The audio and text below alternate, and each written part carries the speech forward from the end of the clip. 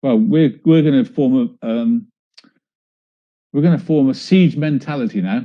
We're going to build a fort around Armchair to take us no hiding place, and we're going to repel all borders, and we're going to be our own army, and we're going to just go get lost, you lot of idiots. We are a team of 60,000 people, and you are 100 idiots.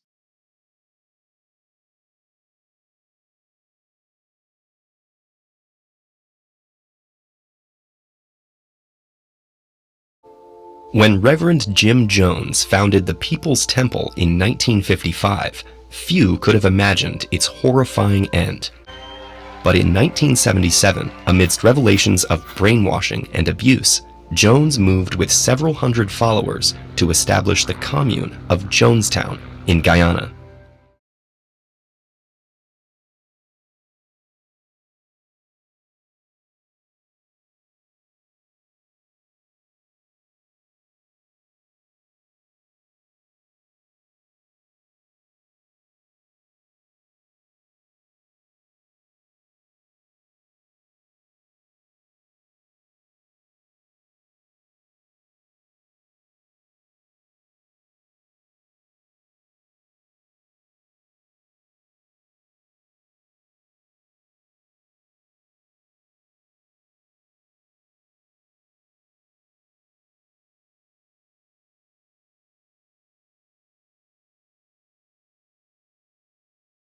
Billed as a utopian paradise, the colony was more like a prison camp. On November 18, 1978, 909 men, women, and children died after being forced to drink poisoned Flavor Aid.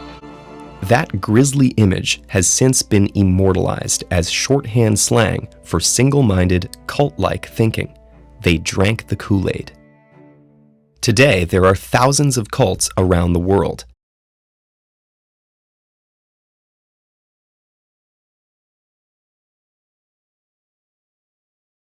What exactly defines our modern understanding of cults, and why do people join them? A cult is a group or movement with a shared commitment to a usually extreme ideology that's typically embodied in a charismatic leader.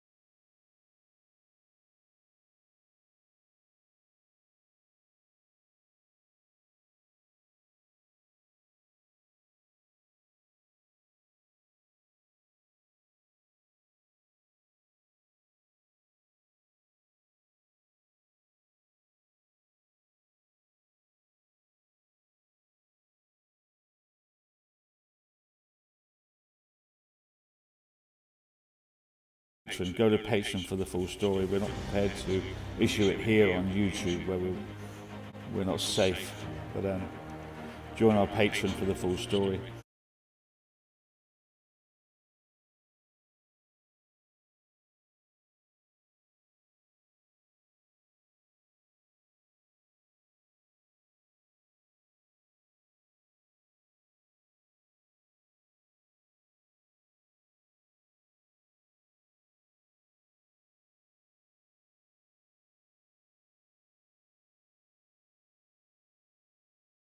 And while few turn out as deadly as Jonestown or Heaven's Gate, most cults share some basic characteristics.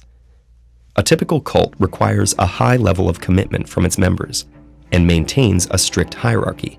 And most importantly, it uses both formal and informal systems of influence and control to keep members obedient, with little tolerance for internal disagreement or external scrutiny.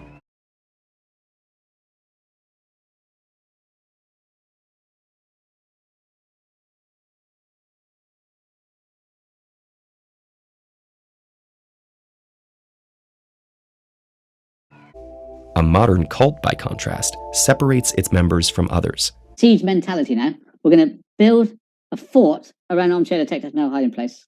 And we're going to repel all borders, and we're going to be our own army, and we're going to just go, get lost, you lot of idiots. Rather than providing guidelines for members to live better lives, a cult seeks to directly control them.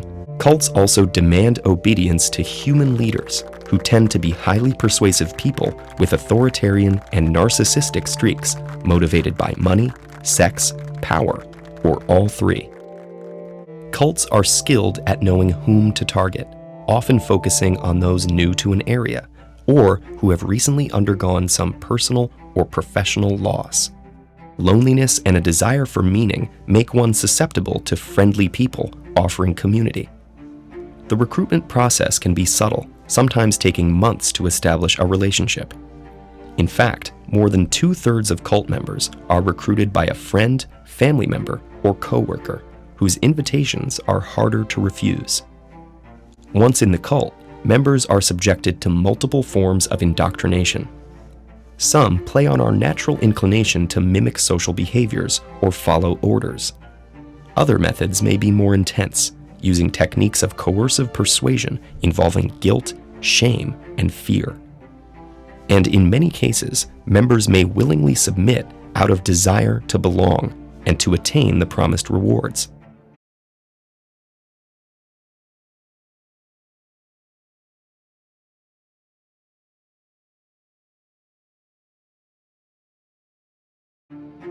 The cult environment discourages critical thinking, making it hard to voice doubts when everyone around you is modeling absolute faith. The resulting internal conflict, known as cognitive dissonance, keeps you trapped.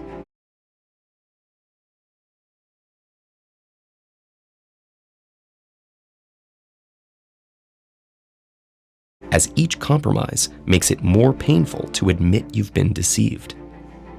And though most cults don't lead members to their death, they can still be harmful. By denying basic freedoms of thought, speech, and association, cults stunt their members' psychological and emotional growth. Many cult members eventually find a way out, whether through their own realizations, the help of family and friends, or when the cult falls apart due to external pressure or scandals. Many cults may be hard to identify, and for some, their beliefs, no matter how strange, are protected under religious freedom. But when their practices involve harassment, threats, illegal activities, or abuse, the law can intervene. Believing in something should not come at the cost of your family and friends. And if someone tells you to sacrifice your relationships or morality for the greater good, they're most likely exploiting you for their own.